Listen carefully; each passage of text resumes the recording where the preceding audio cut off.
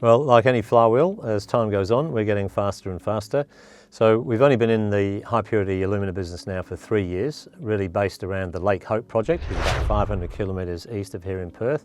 We're looking to mine the top 2 metres of the sediment in that salt lake. It contains a set of unique minerals which process in a relatively straightforward manner into high purity alumina.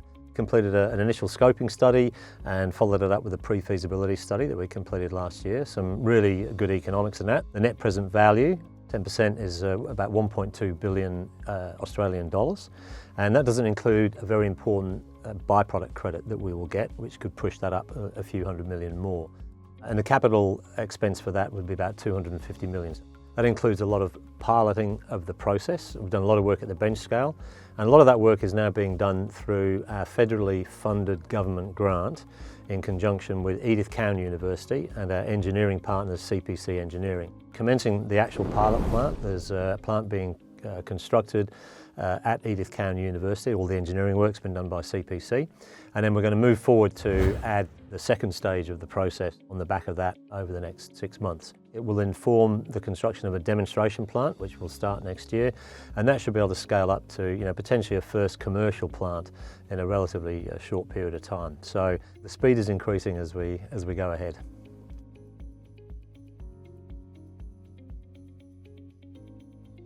So as we were coming to the end of the pre-feasibility study, one of our competitors in the space went into administration. That was just a financial mismanagement, one of these things that happens in small companies. And we were able to go in and pick up a share of that technology to produce high purity alumina. We call it the Aluminous process now, that's the name of the company. We're a 50% shareholder, we're the largest shareholder by a significant margin. The Aluminous process uses chemical feedstock called aluminium sulfate. The minerals that we have in our lake are also aluminium sulfate.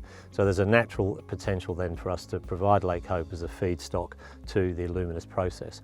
The second thing is that the actual process itself uses a different set of chemicals. As a result, we can actually produce a broader range of products in the HPA space.